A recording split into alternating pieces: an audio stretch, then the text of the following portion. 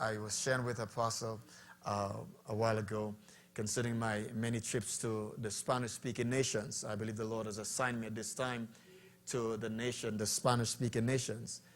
And the things that God is doing in those nations, I'm amazed. I've never seen such hunger for God. From pastors right down, I've never seen such thirst for God. The young people, I mean, it is amazing. And the hunger that I saw and I'm seeing there just drove me. I just want to be there. Because here's the people just want to know truth, that they can hold on to it. They're not playing games. You don't have to carry them to a restaurant and give them lunch and dinner and coax them to accept the Lord. I mean, they're just ready to give their heart to the Lord. And we just still thank the Lord for what he's done. I really believe that one of the move of God we will see in this hour is going to be coming out of the Spanish-speaking nations, because there's such a passion for God. And so I've committed myself to being there once a month. The pastors want me to be there for at least 10 days a month. I couldn't be there for 10 days a month, so at least about 3 or so days a month I'm there in Venezuela. And it is awesome. It is really, really awesome. Actually, today I was thinking about this while I was in the room getting ready to be here. I was, Punto Fijo is like the head on the map of Venezuela. When you look at Punto Fijo, it shapes like a head. That's a place where I spend most of my time. On my way to Punto Fijo, I have to pass through Caracas. So one day I was kind of a little bit tired, because you have to wait a long while before you get the connecting flight to Punto Fijo. And while I was there, there's a brother who met me there, and he speaks English, so we were talking, we chat a lot, you know. Then he introduced me to another brother who spoke English, Spanish actually, and he shined the shoes and stuff like that. So he wanted to shine my shoes. So I said, "Oh, my shoes already shine," and so he kept begging me that he wanted to do it, and so I thought probably he needed the money. I'll just give him the money, because I felt so bad sitting there and watching somebody shining my shoes. I can do it myself. And anyways, I allowed him to do it. And while he was doing it, I had my head down. I didn't want anybody to see my face because I felt so bad. But that's a job, and there's nothing wrong with his job. It's a job that he's doing. So when he was finished, I put my hands in my pocket, took out the money to give to him, and he said, "I don't want any money." I said, "What?" I mean, this is U.S. This is us dollars. I mean, it's a lot. And he said, "No, I don't want any money." And my heart was really touched by that. And the Lord said to me, "Ask him what he needs." And so I asked him, and the brother translated. And he said, "For a while back, we've been praying for a child. My wife and I went to the doctors, and some problem the wife had. And the doctor said that it's not going to happen.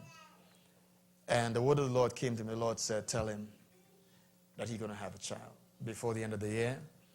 And I asked him what he wanted. And he said, I want a boy. And the Lord said, "You shall have your heart's desire." So I went on to Punto Fijo, ministered, went back home. And a couple of months later, maybe over about a 6 months period or so, I passed back. I didn't see him. And almost a year later, I went back on my way back, going to Punto Fijo. And I passed by to check him, forgetting all that happened.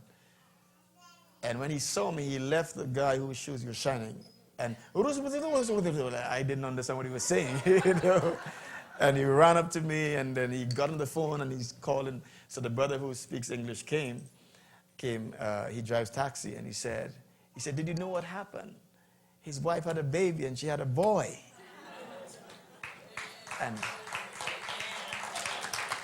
And he was rejoicing, giving me the stories of what happened. But what really stood out to me in the midst of that is that when he heard the word from the Lord concerning that, he went home and he held his wife and he told her what the word of the Lord was. And they began praying and thanking God. And I heard that they held each other and began crying. The following month, the wife got pregnant. And also, the baby born sort of before the time, and they had to place the child in intensive care because the doctors thought the child would not make it. So when he got to the hospital, they told him that he couldn't come in because of where the child was. And he said, God, give me this child. I need to get to this child. And the doctor said, we are sorry, we can't let you in. And he said to the doctor, is it all right for me to, could I put some oil in your hands and anoint your hands and you lay it on the child? And the doctor said, well, if that would suit you, or if that's what you want. And so he did that. The doctor went in obedience to the father. And today the child is strong and healthy. And we thank God for his word. And I can tell you, saints of God, I've never seen such miracles as what I'm seeing in Venezuela and the Spanish-speaking nations. God is on the move. He's doing awesome things. And I'm here to blow a trumpet in America, and not just here to New Birth Ministries, as the pastor said a while ago, but what God is saying throughout the nations, and those of an ear to hear would hear. God has spoken, he is speaking, and he wants us to understand what is going on. The Lord spoke to me concerning a cry that is rising before him throughout the nations, where we are blaming God for what is happening across the nations of the earth.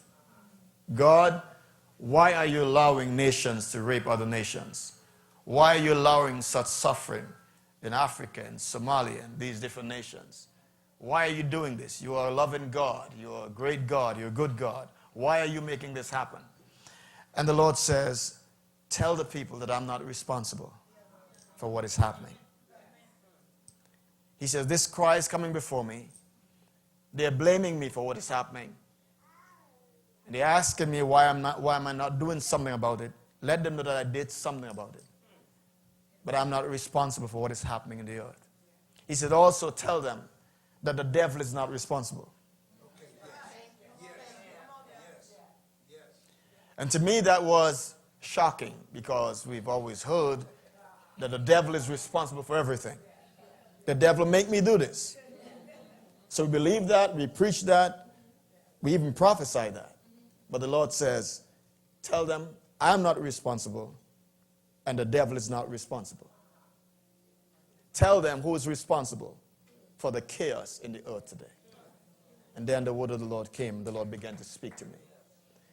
And so when I came here, the Lord began again to remind me. He said, I want you to, the very first night, to remind the people, let them know who is responsible for what is happening in America, what is happening across the nations of the earth.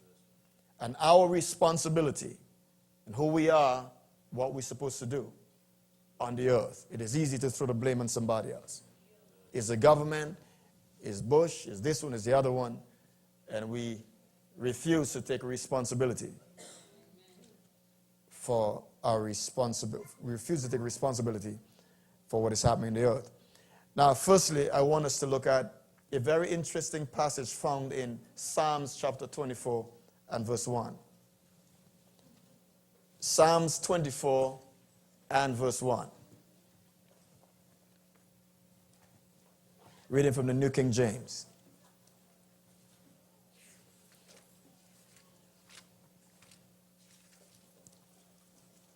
What it says. The earth is whose? The Lord's. And what? And all its fullness, the world and those who dwell therein. So firstly, the earth is the Lord's. In other words, he is the owner. It is his. It belonged to him.